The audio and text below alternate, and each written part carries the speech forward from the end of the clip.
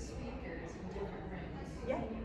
So I'm just confused because this says, out there it just says breakout session. Yeah, I can show you. I was confused about that too. Oh, there it is.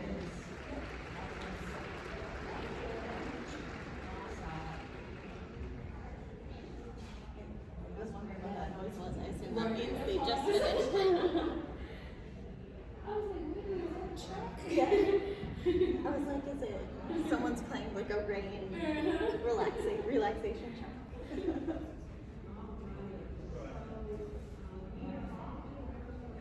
Are you parent, provider? Okay, awesome. How old is her? 7. Okay. Yeah. Sometimes. Yeah. I'm old.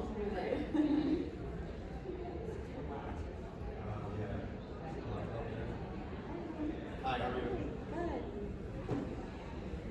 You start at 10? What? You start at 10-ish?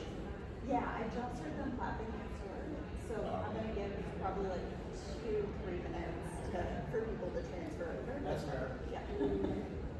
But I like to be punctual. So I appreciate it.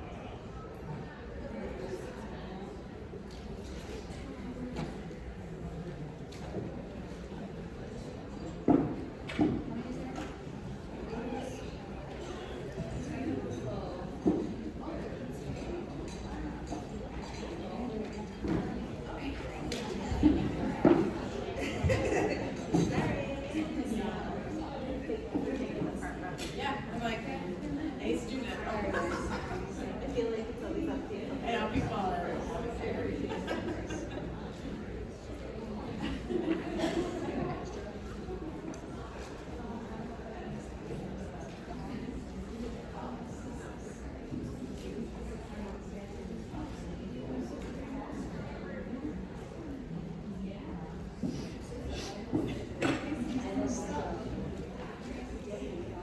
You got a plan, you got all your small.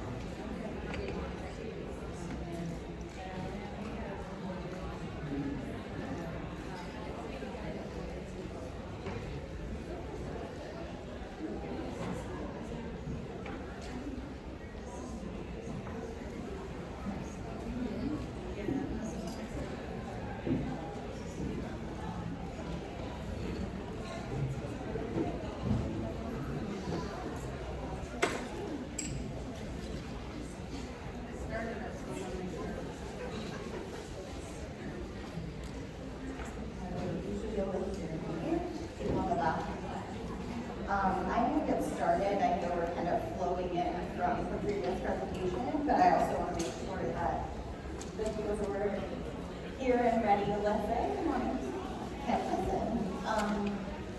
So today we're going to talk about naturalistic developmental behavioral interventions for autism. Anyone who's ever heard that term before?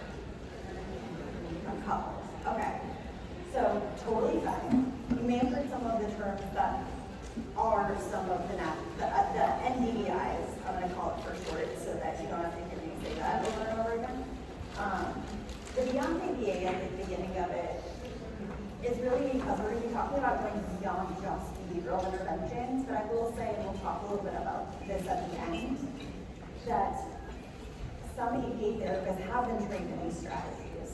And I think that training more ABA therapists in these strategies is probably one of the best ways to start getting these treatments out there more. Because they already have part of it, the behavioral part. We're going to talk about how you infuse the developmental part into it as well. Yeah. Okay, so first off, this is me. This is my niece. So I do a lot of individual therapy with children. I'm a child psychologist. Obviously, I can't put a picture of myself and my babies on here, so this is my niece. So you can see kind of some of the ways that we interact. So my specialties are with little ones, with kids like 2 to 7. Autism is my main specialty, but a lot of my training has been in disruptive behavior disorders. So young ones who really haven't been diagnosed with anything, but have behaviors their parents don't know how to manage or help with. So a lot of mine go on to have an autism diagnosis. I've actually taken a lot of the NDVI methodology and brought it into my work with children with autism, without autism, children who are not sure yet because they don't have a diagnosis yet. My work started in parent-child interaction therapy, which is a treatment actually created for children with disruptive behavior, but we've done a lot of adapting it for children with autism as well, and it shares a lot of features with some of the NDVIs that we're going to go into. So what is an NDVI? People who are here today, parents of a child with autism? Awesome. Providers? Great, an awesome mix.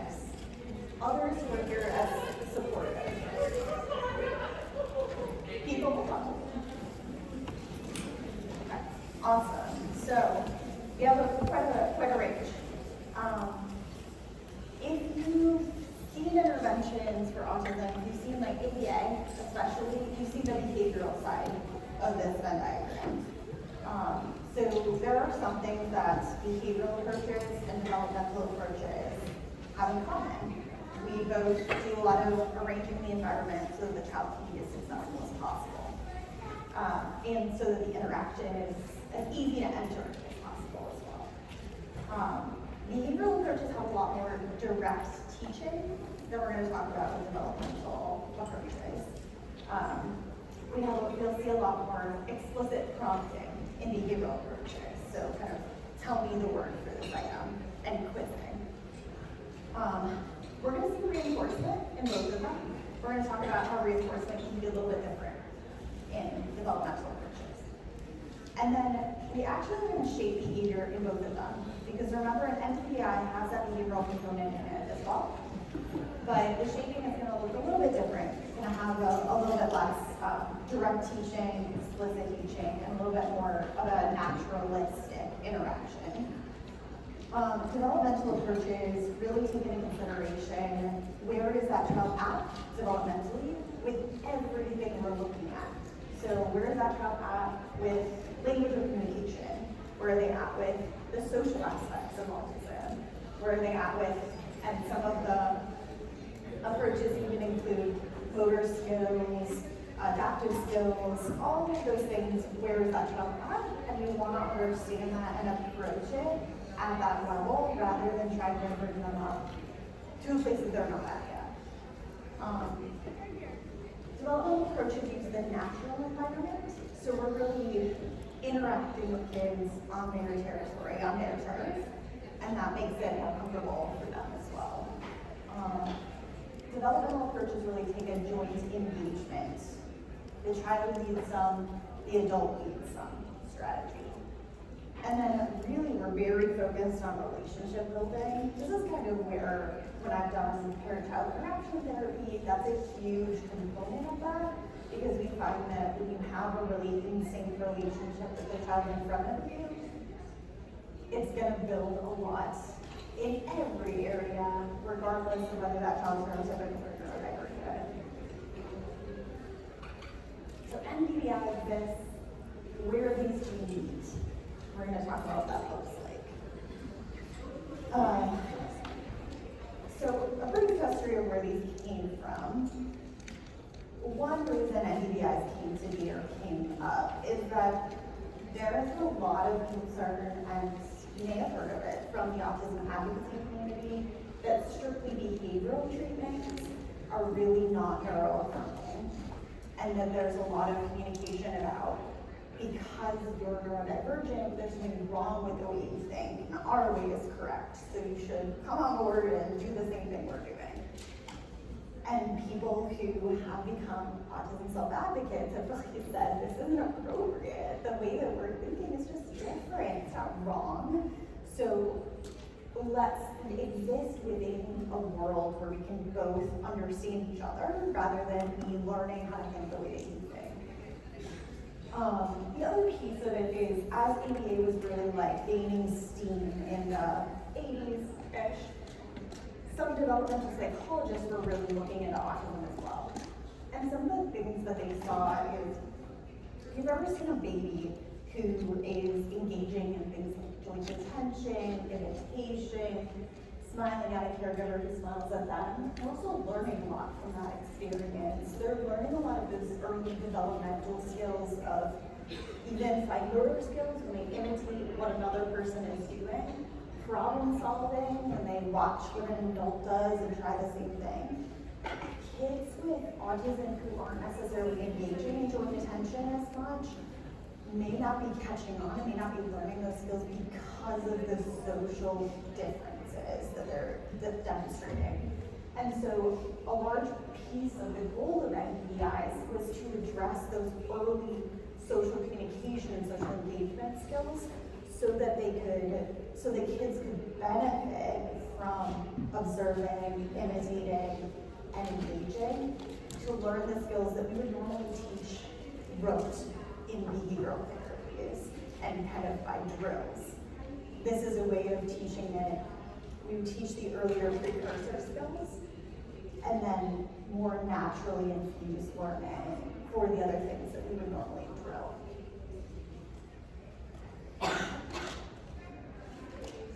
And some of the research they've done since NPI started, adults with ASD who've been asked about them do show more support for NPIs than they do for a straight behavioral approach as well. I'll stop showing for a second because I just want to show you a little bit of what we're going to get into too. So, again, when I say ABA, sometimes that means it includes NPIs, but from a straight behavioral approach, just look at who's leading the interaction here. It's not today, it's not that day. Alright, but don't have all the pieces. I need to tell me what you need to get so we can play. What do you need to get?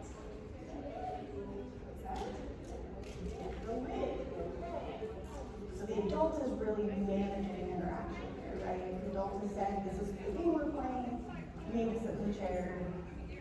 And not every interaction is like that, but that's a lot of what purely behavioral interaction is like. I have a goal, we're working towards that goal. This is more of what an NPI looks like. And think about who's leading the interaction here. Ice cream on more. Hey, let's put it on top. Blue ice cream. The child gets to decide what she does with that ice cream. Ice cream. Wow, so cool. Notice how we're getting her looking at the adult. Chocolate. And trying to show her interest. And she's showing her. So it's a mutual engagement here. And that's the goal of an NDVI. You can see that there are still goals here for building on skills. And we're going to talk about that when we look at some of the different versions of an NDVI, but the child leads the interaction and the adult sets up the environment so that those goals can be met. So we're going to talk about, I think, 3 or 4 different types of NDVIs. There have been different areas throughout the country where different people have developed them based on their theories about what's most important to emphasize.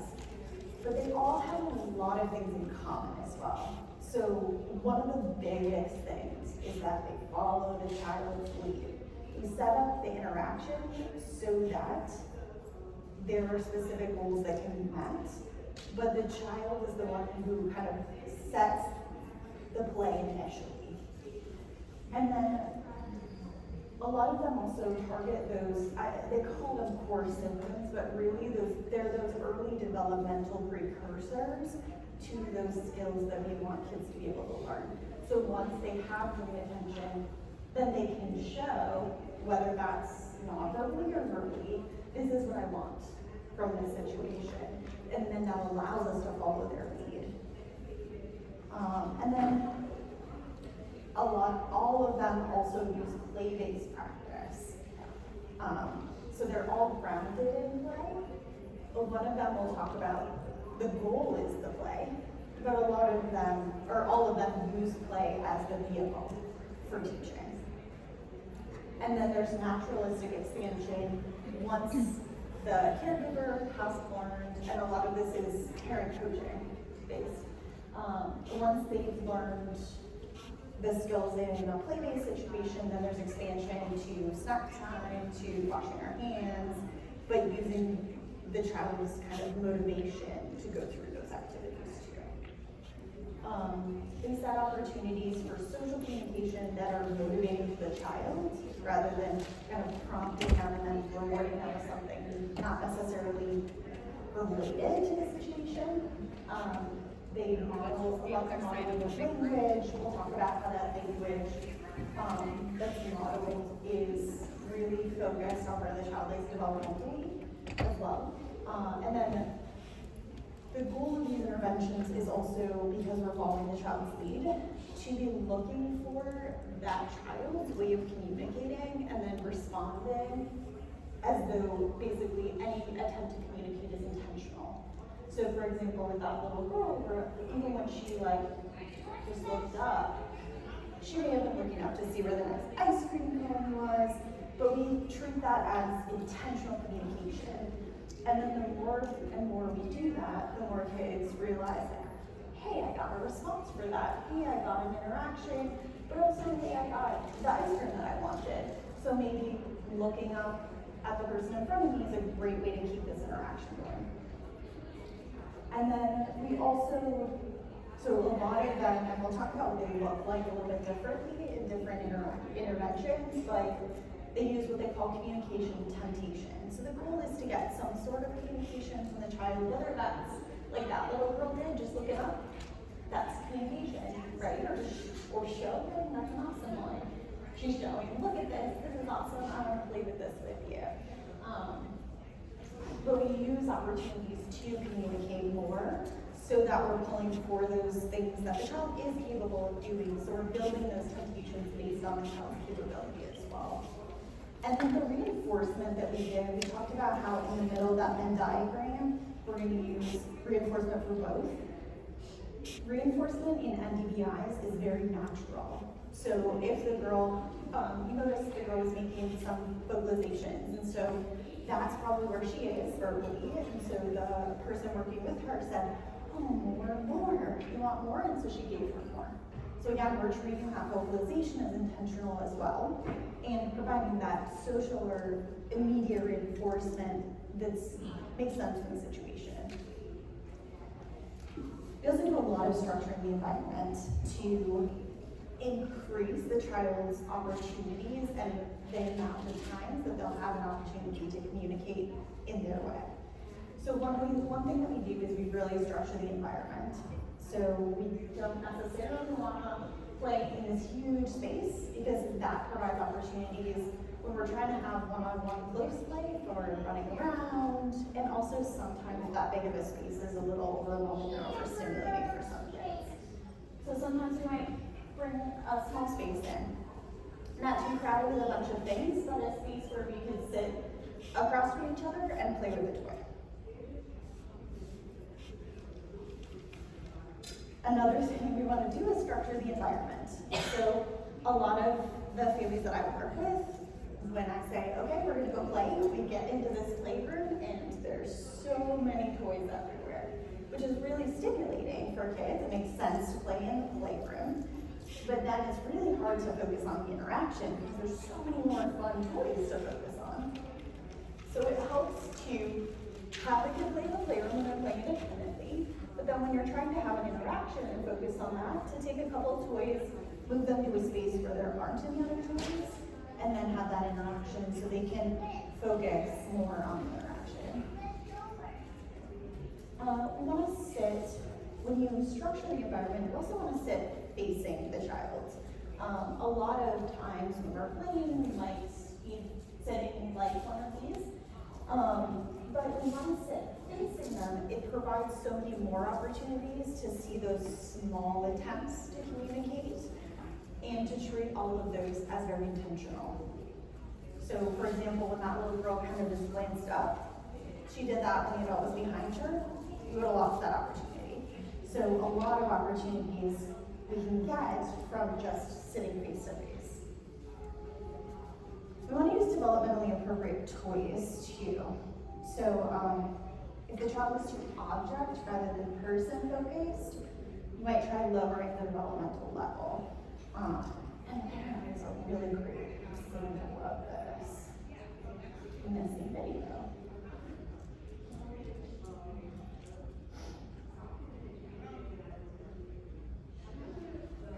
So watch how this little one is playing with this toy. How much is she looking up at the person with her?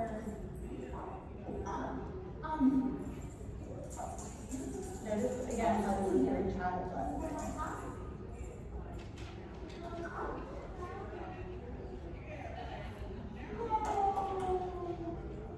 But we're really focused on this one. So check this out. The different way. We're much more, we're looking up, we're looking at what the person's hands are doing and doing similar things. So when a child is super focused on the toy that they have, sometimes that's because it's a little above their developmental level. This is where that developmental model comes in as well. That if you find that, maybe we try a toy that's a little bit lower. So if you're giving them something that's stacking in that example, maybe a cause and effect toy is better. Like something where they just roll it down. Anything where, and notice again, we're sitting across from the child. Okay, so there's several different types of NDVIs. They all have different perspectives. I am going to go through the ones that are not highlighted here. Pivotal response treatment, Jasper, project impact, early start. The other ones are less common throughout the country, and they have less research behind them compared to the others. And the ones I'm going to talk about. So I would say pivotal response treatment was probably our first NDVI that we started. So it has a lot more behavioral underpinnings than the others. So learning still takes place in the context of play, reinforcers are embedded in the play, and we have communicative intent or temptations. One critique that comes from the ASD community about pivotal response is that there's a large focus on building spoken language rather than those earlier underpinnings of communication, like just joint attention, looking at each other, sharing with each other, ways that you're trying to engage socially even before verbal language happens. One unique thing about pivotal response treatment is this is why it reminds me of more behavioral treatment. It's very trial-based. So you might go through a trial of trying to practice a specific word, like more, but you would do it with trains. Like, oh, we're gonna build a train track. Here's a track. I'm gonna drive the train, and then when you say something, then I go, oh, more, all right, more. And then you're still working on that one thing, so you're working on how many trials of that can you get, rather than how much engagement can you get. So again, there's a goal of communication that we're working towards. We're working towards it in the play. We have natural reinforcers. There is that emphasis on working towards a goal that leans more towards a priority of the neurotypical community than the neurodivergent community. Early Start Denver is another model that has a lot of research behind it. The theoretical basis behind Early Start is that the social reward system is compromised, so that engaging with objects is more rewarding than engaging with people. And that little natural reinforcement comes from social engagement is their theory behind this. I think that you can see from some of the videos that we have that when you can make social engagement developmentally appropriate enough and on the child's level enough, you can get some, but the objects are, their theory is that they're more reinforcing. So the emphasis here is a lack of shared affect and imitation, and that's those developmental kind of precursors that we're looking for to build here. So the way that Early Start is built is what's called a joint activity routine that has 4 steps. So the first step is the child starts the activity. Here's that child-led piece. Then the adult joins. And then typically we're still gonna have the environment all set up. We're gonna be in that room that's appropriate. We're gonna have toys that are appropriate. But the child is set up with the toys and they can do what they want with them. And then the adult is gonna join and follow along. So if the child comes and they're drumming, the adult is just gonna come and drum with them. We're imitating and joining in. The next step, or that's the setting up a theme or a back and forth. The child might drum and then look, and then the adult does the same. The next is a variation to the action. Usually within setting up the theme and the back and forth, the adult is infusing one of the goals in it as well. So what that goal might be, that goal might be joint attention. And so whenever the child looks, they'll do the drumming. Or they'll do something specific that the child wants with the drum. Then they add variation to it. So the adult might go slow, fast, slow, and see if the child follows. There we're building on imitation too. And then you close the activity and transition to another. A lot of times what we're doing with that is we're engaging the child's ability to sustain the activity. So you'll notice when you're playing with a kid, they might start kind of looking at other things, they might wander away. We're closing the activity then. We're showing them, okay, I'm following your lead, you're done. So looks like you're interested in blocks now.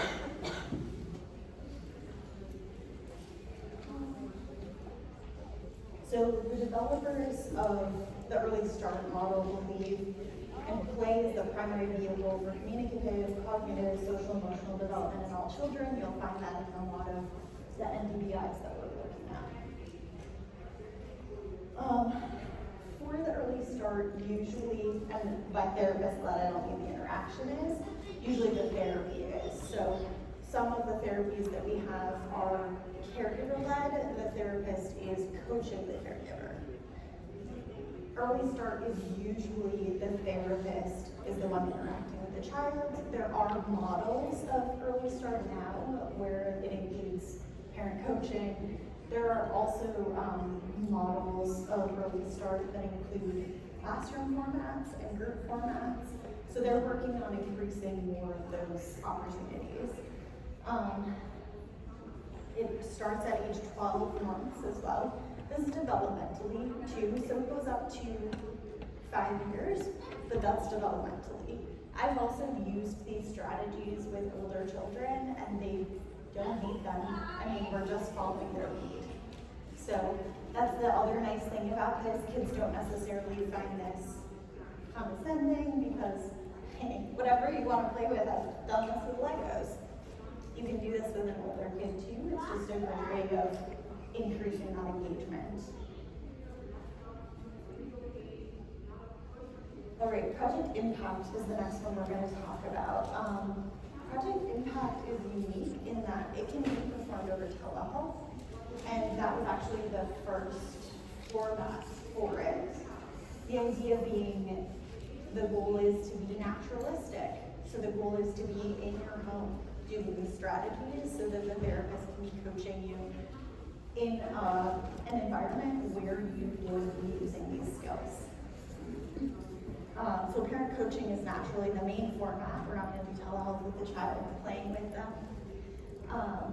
It's time limited as well, which is unique. It typically has a specific number of sections, and then the goal is to train the parents in the skills and have them keep using them. It comes in a group or individual format. Typically the group format teaches the skills and then has some individual coaching sessions, but the group part of it is when you're learning the skills. This one's available from 18 months to 6 years. And the specific model of Project Impact is to start, like we talked about, with the focus on the child, and then adjust your communication, which we're going to talk about in a second, to really meet the needs of the child in front of you. And then we set up opportunities with the play, with the environment, for social communication. And then we teach you skills through those opportunities and those interactions. So our focus in Project Impact is building social engagement, building communication of any form, building imitation, and play. And this is actually divided into 2 different parts. So the first part of it is specifically to help the parent follow the child's lead. We're not really trying to explicitly teach too much at this point. We really want the parent to thoroughly understand this is how you follow the child's lead. Sometimes when we teach both at the same time, parents who tend to lean more towards leading have a hard time learning how to lead and balancing that with being the leader. So it can help to kind of relearn following the child and then learn the part where we're leading when we need to. So first, follow the child's lead, read those cues like we did with that little one with the ice cream, and then responding to all child behavior like it's meaningful. And then the second part, we start to prompt and reinforce embedded opportunities to learn skills.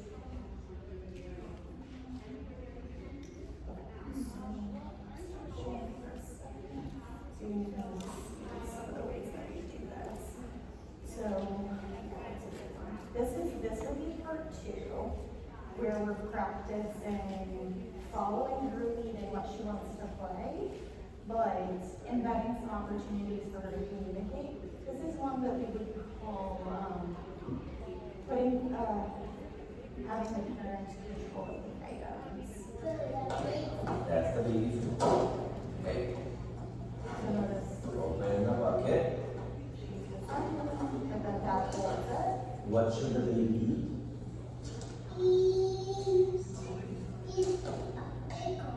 The baby should eat a pickle. A pickle? That's a pickle, okay? She decided to put That's a big pickle. That's a really big pickle. Can a baby eat a pickle that big? Yes. Wow. Okay.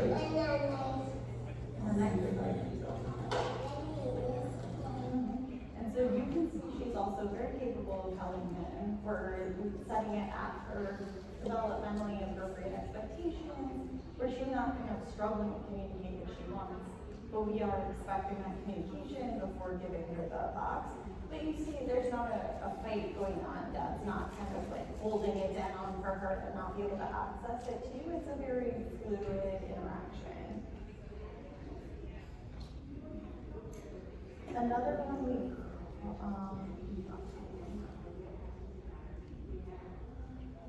Yeah, so here's another one that we can use to present a silly situation to try to test communication. What do you need to put on?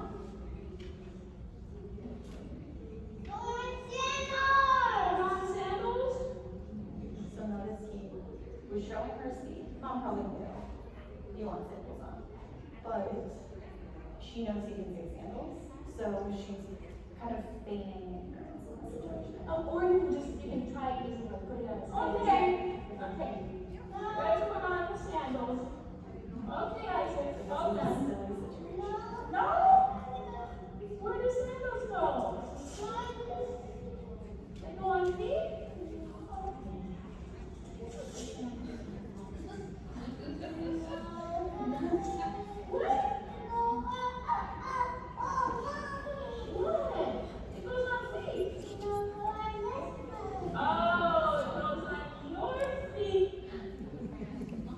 And notice how many opportunities we have there is to have communication happen.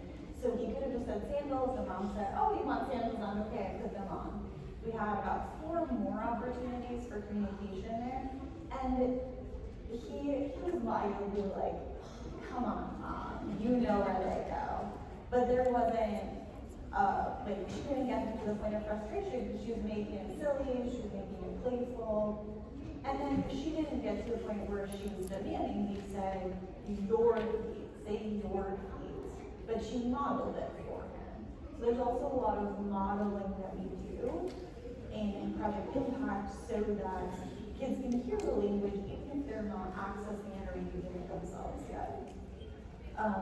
Balanced turns is also a big one.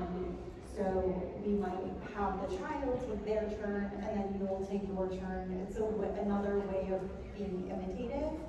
And then as long as they're okay sharing things, you can also say, okay, my turn to go down the ramp. And then you might hold the car, and then if you hear my turn, or anything that's indicating communication, depending on where our level of developmental expectation is, then you go, your turn, awesome, your turn to go down, and then you continue to make it a playful interaction.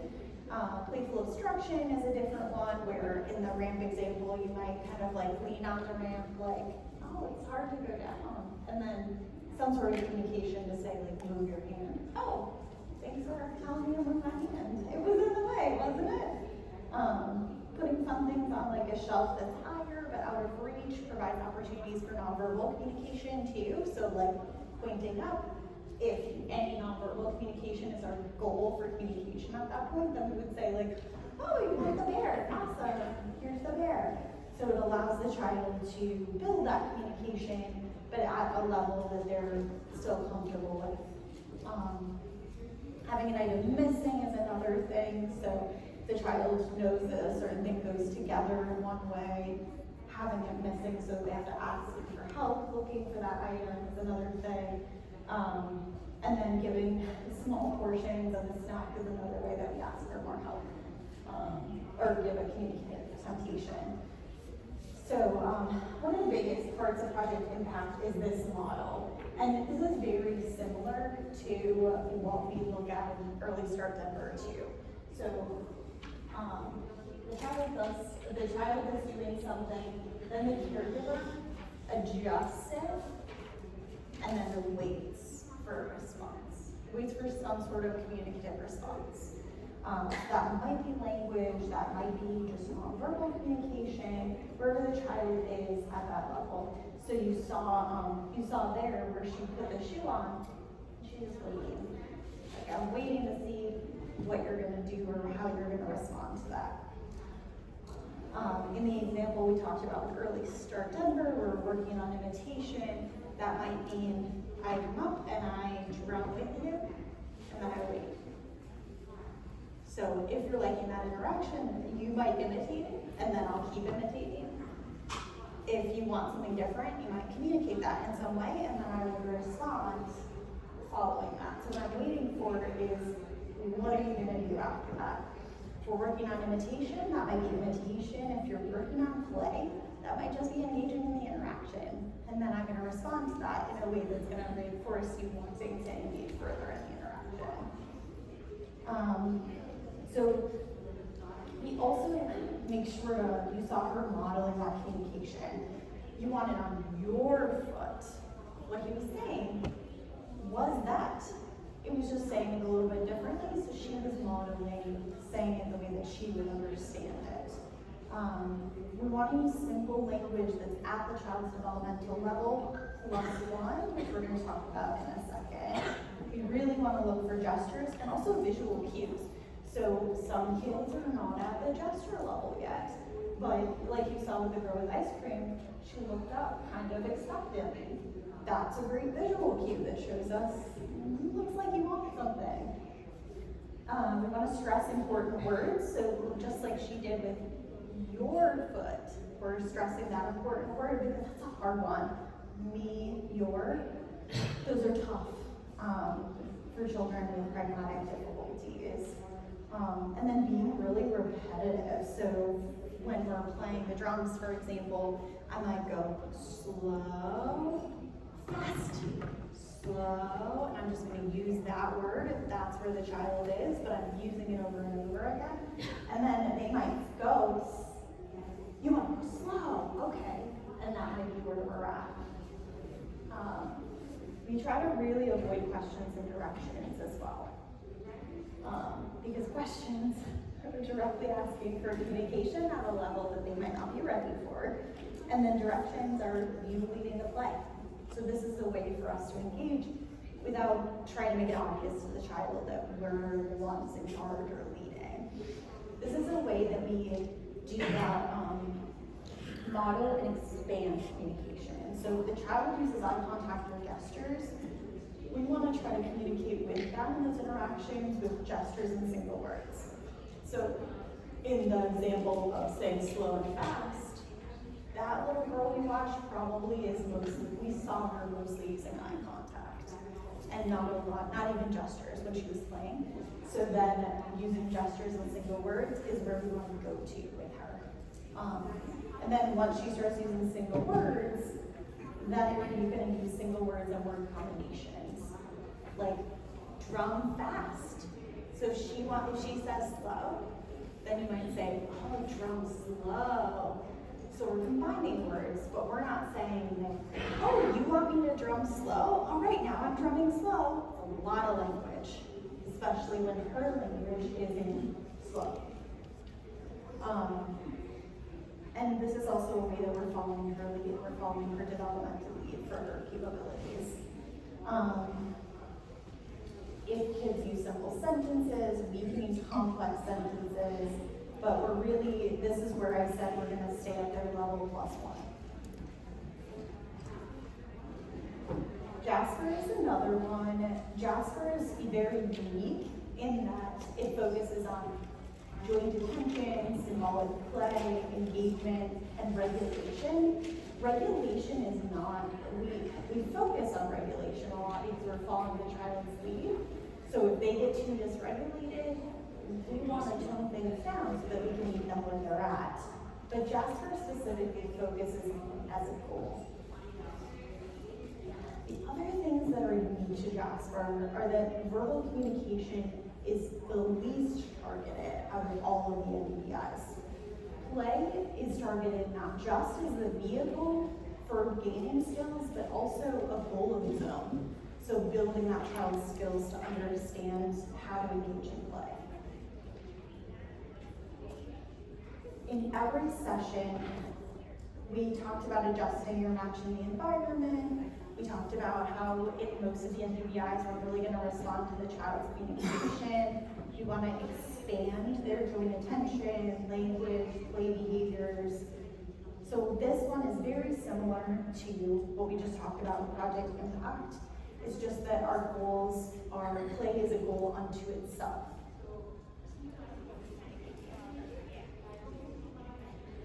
So one of the questions that I ask a lot, but I hear a lot as well, is why aren't NDVIs more widely available? Why aren't they as widely available as, say, ABA? So what is a lack of awareness? Some of the studies that have looked at this see that many providers were taught that ABA is the only evidence-based intervention for ASD, and honestly, as of 10 years ago, that was true.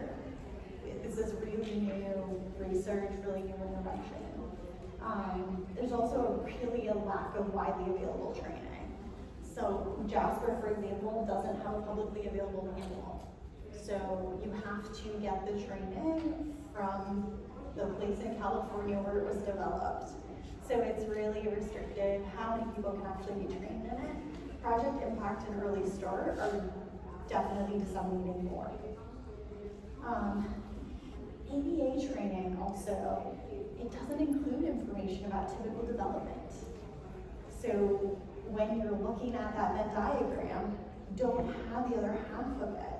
You don't get training about how do I stay at a child's developmental level? What does it look like to be at a child's developmental level? And then it doesn't include information about NDVIs either. It's very focused on behavior and how to do ABA behaviorally. There's also been some research on ABA providers' feelings about NDVIs, and a lot of them that are surveyed, especially RBTs who have less experience with developmental education, think that NDVIs are ineffective or inappropriate for working with children with ASD. Again, back to that lack of awareness and education. But we're getting from them. So like I mentioned at the beginning, there are definitely ABA providers who know how to do NDVIs or have been trained on them and infuse aspects of them in their behavioral intervention. Remember, half of an NDVI is the behavior aspect of it. So if you have the behavioral grounding, you need the developmental grounding to be able to understand how to meet the child where they are. Not every NDVI requires certification to provide it, so you can get training in Project Impact, for example, and then provide it. To train, you have to be certified, but you can get trained in how to provide it without having certification. So these websites, and I have my business card in the front too, so if you want to contact me to get them slides, by all means, I'm happy to share them to provide the website, or just take a picture right now. But those are ways that you can find people who are actually certified in them. But again, my biggest recommendation would be to ask any early provider or early intervention provider you're wanting to work with. Do you have experience in NDVIs? Have you ever been trained in them? Have you ever learned about them? So that you may stumble upon someone who has, who's just not listed here. Pivotal response training, I have had experience seeing those in ABA clinics. You may see that. But some of our more naturalistic ones, where we're doing a lot of parent coaching, the other piece of pivotal response training is it's typically focused on more preschool age children, and a lot of these NDVIs can go down to even 12 months of age when we're starting to see just some concerning behaviors, but we might not even have a diagnosis yet, where you can already start these strategies to start building that joint attention and imitation and engagement. I wanted to give a couple minutes for questions, so anyone have any questions for me? Yeah. One of the things is like ABA, when a child doesn't get diagnosed until later, and you're saying that a lot of this is for the younger, I recognize audience push, I use that focus, but how do you then approach it? Because this is accessing areas of ABA. That's an awesome question. Yeah. So the promise of early intervention is that kids' brains are still plastic. So these areas, I mean, they're like very changeable. They still have neuronal connections that are still being made. The reason why we emphasize early intervention so much is that once you hit a certain age, some of those connections have already like solidified. That doesn't mean we can't work on them. And I have used similar, so I've done PCIT, which is a lot of the, kind of that first half of Project Impact, where we're really following the child's lead. And I've had some children where we've done we've been like 7, 8 where we've done these strategies with. And you can make changes. I always say change isn't impossible once we get past early intervention, it's just slower. Because we're learning new skills. And it may mean that child doesn't, it's kind of like learning a language when you're in 30. You may always feel like it's a second language to you, you may never feel perfectly fluent in it, but you can learn it and have conversations with other people, so you can still feel like those joint attention and imitation skills are there. It's a really good question. I would ask that with my parents too. Other questions? Yes?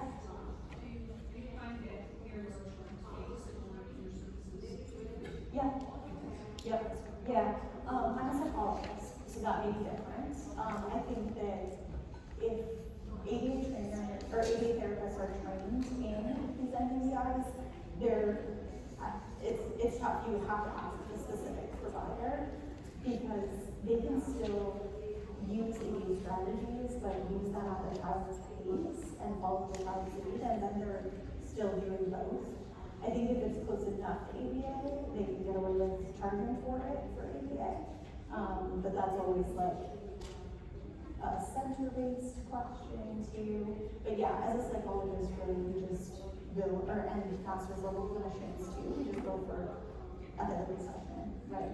So it's the same as if we're just doing talk therapy, play therapy. Yeah. Other questions? Yeah. Just a little clarification on what you just said. So my son already is currently enrolled for ABA, he starts on Monday. I could employ you or a psychologist also trained in NDBIs and have insurance and double dip through the insurance to get both paid for. Like it's not considered double dipping because you're a psychologist trained with a specific training, right? But it's not gonna count against his ABA units or therapy units because he receives like OT speech. That would be an insurance question probably. But when I've done it in the past, it's been more like it has to be a time when the ABA is not hired to do the therapy. So for example, if you have 40 hours a week and they're coming, from 12 to 5, then my son would have to be at 5. So that it wasn't at a time that the ABA was hired for. Because then there was more having 2 therapies at the same time. So, but it would be like when we're looking for like an NDBI provider, is there a specific list that maybe places like California have where we could find somebody in Michigan? Those websites are the only inventory on the website that I have to get. Are the ones, those are specifically like the inventory of their certified providers. But you can always reach out to the actual developers of it and say like, hey, I know that you don't have the full comprehensive list on here. Can you tell me if you've trained anyone in these areas? Because the truth is, these are actually the certified providers. And usually when there's like a therapy like this, it requires you to go through a full training, but then submit a bunch of videos to be certified. So sometimes they'll have a list of people who've trained, but not certified. So if you reach out to the developers, sometimes you can find people who've been trained in it, but aren't there list yet. So they're kind of still working through the certification process. Other questions? Yeah. I think you mostly spoke to it, and I'll tell you about phase 2, but yeah, I was wondering, is it still a matter of just hunting down individual providers, or are there centers or clinics that are also utilizing this data? Unfortunately, not yet. And I think part of that is just the reason that there isn't widespread training or widespread awareness of it. So I would say that those websites are the best first start. It is frustrating, which is why I do the goodness so that people are aware that it exists. Because some people aren't even aware that these treatments exist. Yeah. That sounds I fun. just wanted to share, my son goes to ABA and his ABA center is, they are natural naturalistic approach. So they do use these things. So it's play-based, Can you tell us what it is? mini men. Oh, okay. Awesome. Thank you. Just if anyone needs. Yeah, ours is also child-led next TLC, that's in Chesterfield. In Chesterfield. Awesome. I love that you guys are sharing this, that's so helpful to them.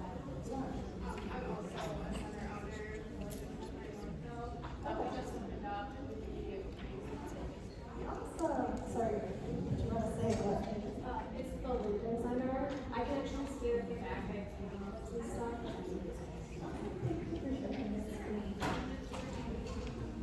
For ADA, it depends on the center, because some of them will go all the winter.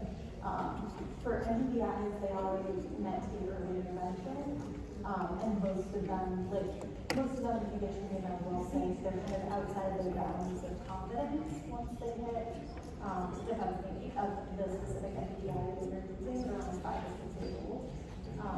But that's developmental, so if you also have a child's developmental delay, it can be much older, right? Because I've done NDBI interventions with kids who are 8, but it gets to be a stretch if they're not related intellectually or developmentally, because they're more interested in other things. We can stretch the skills that are taught in it, but the way that they're taught kind of roads is tough for older kids. Yeah. Yeah. Yeah. Okay. Anyone who's go. I'm gonna be at the front, so if you have other questions, definitely come up.